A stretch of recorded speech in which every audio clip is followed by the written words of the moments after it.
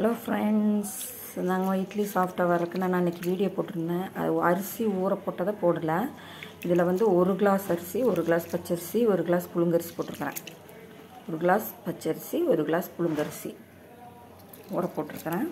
அதுக்கு உளுந்து போடுறது பாருங்கள், இவ்வளோ வேதான்.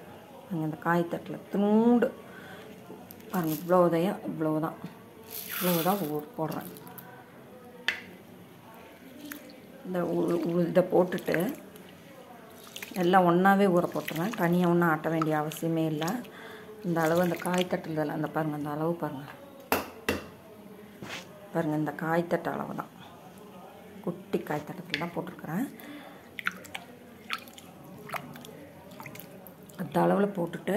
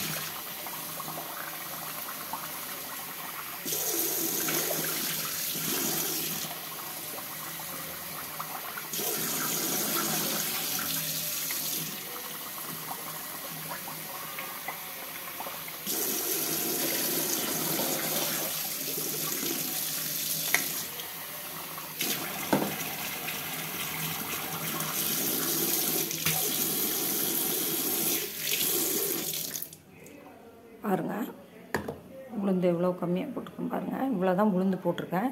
அதுக்கு வந்து அரிசி எடுத்த அதே கிளாஸில் 1 கிளாஸு சாப்பாடு போடுறேன். அவ்வளோதாங்க. இதெல்லாம் ஊற போட்டு இப்போ நல்லா கழுவி வச்சுக்கணும். சூடாக இருக்கிற சாப்பாடுன்னா இப்படி ஆற வச்சுட்டு போடணும், அதிலே போடக்கூடாது. அப்படி சூடாக போட்டிங்கன்னா மாவு பொங்காது. ஆற வச்சு இல்லைன்னா கொஞ்சம் நேரம் தண்ணி ஊற்றி ஆற வச்சுட்டு புழிஞ்சிட்டு எடுத்து போடலாம். இல்லைன்னா பழைய சாப்பாடு இருந்தாலும் போட்டுக்கலாம். நான் பாருங்கள், 1 கிளாஸ் இதில் தான் 1 கிளாஸ் போட்டிருக்கேன். இதில் அரிசியும் போட்டிருக்கேன். இவ்வளோதாங்க. இதெல்லாம் ஒன்றா ஊற வச்சு ஆட்டி எடுக்க வேண்டியதுதான்.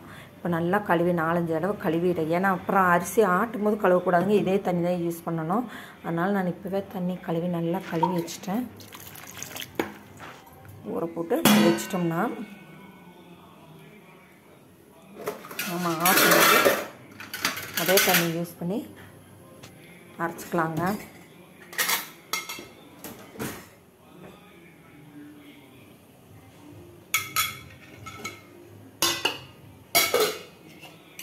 குழம்பு வெந்துட்டுருக்கு.